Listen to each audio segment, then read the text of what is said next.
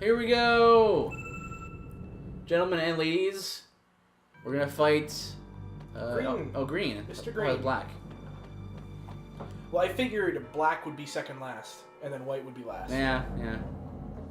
Return our trees. Give back our green forests. Says the reptiles, because they're all about, you know, they're more intimate with nature, or whatever you call it. The hippies of evolution. Yeah. Also, he's a palette swap. Yeah, I figured that was going to be all the bosses here. No, yeah, no, the other one was a centaur dude. Yeah. So, infoscope. I love how he uses infoscope on us for no reason. What does it do? It shows your opponent's HP. Oh. But does it Uses change? it 3 times. Well, it feels all green now, so that is bad. But Yeah, too bad it's not all white. yeah, because then we use that awesome move, natural defense. Yeah, well, take this, yellow. Kind of put a thing in your plan. What do we call it? A kink. A thing. I don't know. Anyway. These guys' designs are weird. You know what they remind me of? What do they remind you of? Twilight Princess, when you're going to get the Master Sword. Yeah? The giant statues that you have to, like, jump around. Oh, yeah. Like, oh, man, I was stuck on that for so long. So was I the first time. Second time, I got it, like, within 5 moves. And I was like, how'd that just happen? That's funny. It was really weird. That is weird. Well, I'm afraid. Or Sprig is afraid. I wonder if this will cure that. What kind of status effect is fear? I don't know. In most Like, games, is it it's this, like, drop attack? in most games, it like kind of it makes like it has like a paralysis effect where it's like it paralyzes you. Oh, with fear. that makes sense. But in this game, I don't know what it does. Because in this game, there is a paralyzed. Is there? Isn't yellow paralyzed? No, yellow's either sprain or something else. Omega Green! Ugh. That hurt Razzie pretty bad considering she is green. Yeah, yes it did. Although a heal with all green is going to be super powerful. This is a -2 heal. But the field effect is still all green, I right? think that should work pretty well. Yeah, it's good. Alright, so... Might want to change the field effect ASAP, though. I do. To... this.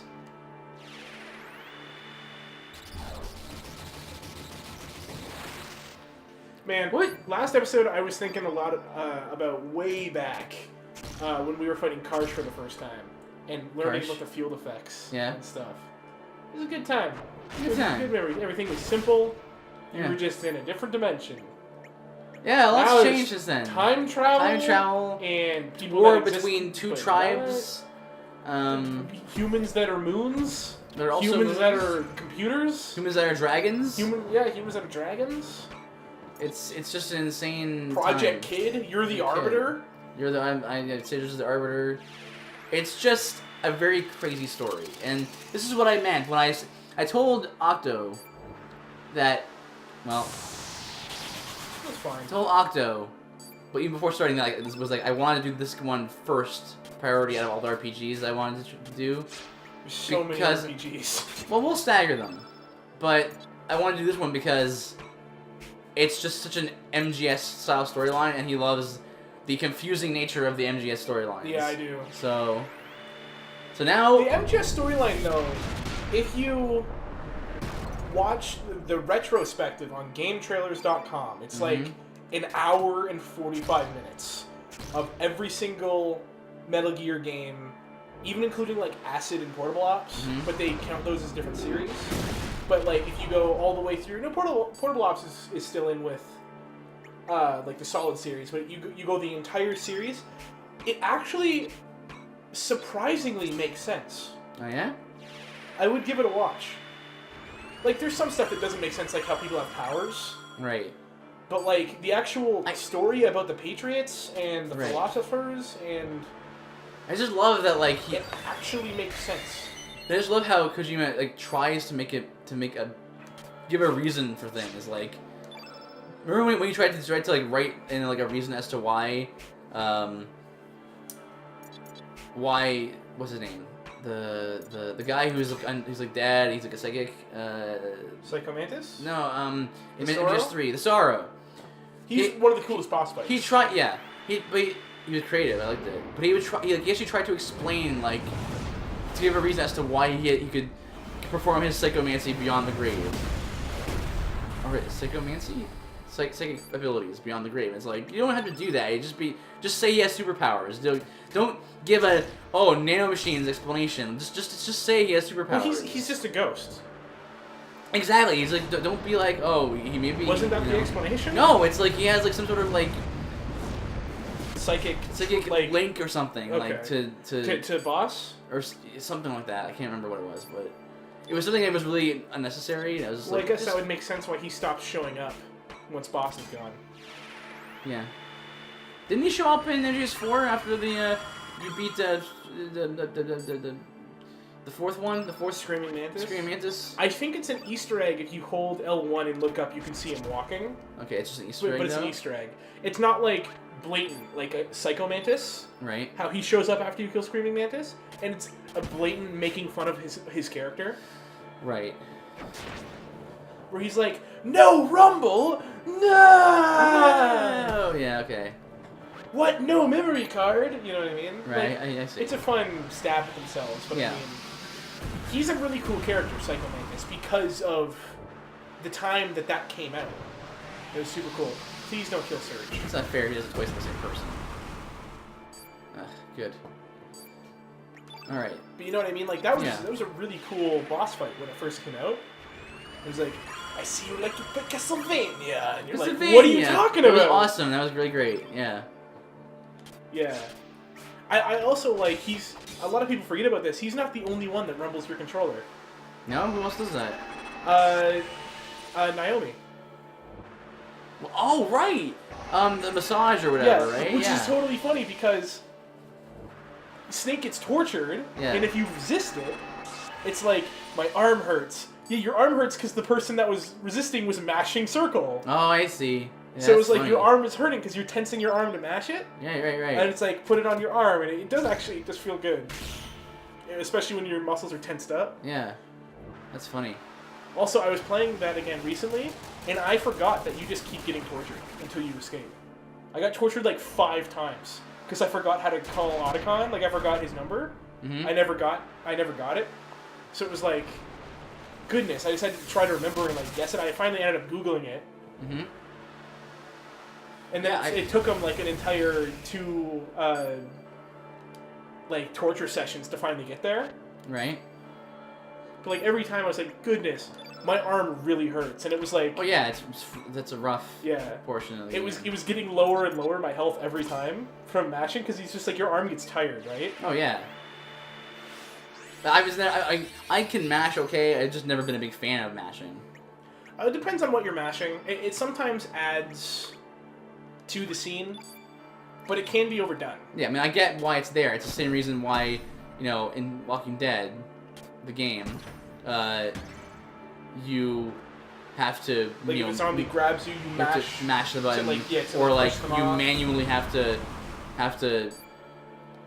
wipe the blood off of a duck's face. Yeah. It's like it creates an atmosphere. Yeah. And that's why you do it. But at the same time, it's like, I really just don't want to push buttons anymore. But yeah, I mean, is it better than QTEs? I think so. Yeah. I really don't like QTEs very much. I don't mind QTEs if they're really, really lenient. Oh yeah. Like okay, if it's like you true. have half a second to push this button, and there was no QTEs before this. Yeah, that's frustrating. Like Resident Evil 4 was like that. Like it was forgivable because it was the very first game that had QTEs to my knowledge. Mm-hmm. Definitely the first one I played, but it was like, oh, there's a boulder falling. My controller's down. Dude, what do you mean I have to mash A? You know what I mean? like, because we're kind of. You kind of, get used to the idea that, like, oh, well... You're not reviving the goon? I think maybe I can kill her before I need... Holy health, man! Yeah. It's the best cure in the game. Interesting that Surge gets it. Well, it's an element. It's a skill that only works on white element characters. Oh, okay. So it's like, not just specific to him. Surge. Yeah. It's probably more meant for like a Riddell or a Lena. Yeah. Riddell or Lena. Beasel. Misael.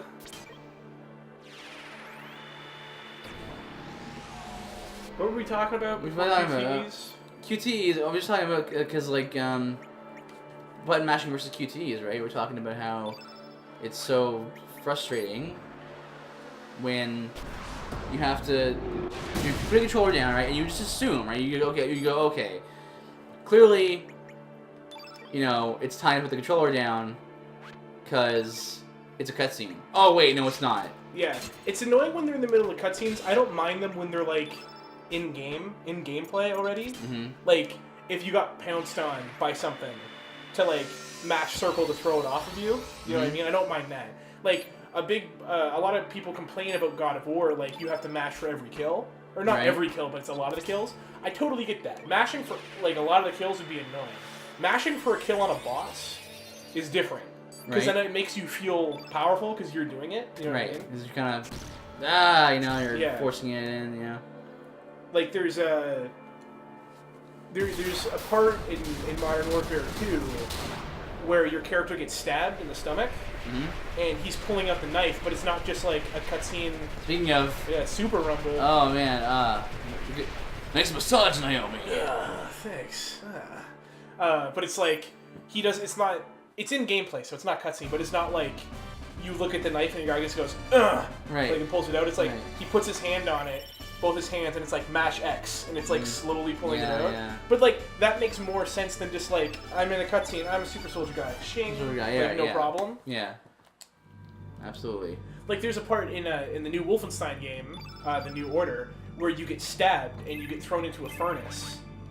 And you just like wake up because you're unconscious for a little bit. You wake up and you look at the knife and you're just like, okay, shing, and you just pull it out of you, and then you use it for stealth kills right after. There you go. I'm like, okay, it works. You know why it works? It's because it's Wolfenstein. Right. Because it's like it's a throwback to the older games. I get that. But if that was like a super realistic shooter, Sergi, that wouldn't work. Up there. And this looks pretty final, don't you think? Super final. That must be the summit. But so did Chronopolis. Chronopolis. So did, The Pearly Gates. So did the Sea of Eden. Either side. I wonder if this act as some kind of sealing device. And there's the records of fate. So how do these still work if fate's gone? If you go to back to Arnie Village, like the village you come from, there's a guy there who's like, I think there's a guy who's like, hey, the fates has, stopped working. We can choose our own destiny and stuff like that now. So it's like they still work, but it's not the same anymore. Okay. Where it governs their lives and stuff. Yeah. Well, next time, guys. Next time, we're gonna disable the barrier to get up top. Hopefully, fight the Black Dragon. Probably won't, but hopefully, a man can hope. See you guys then. Yep.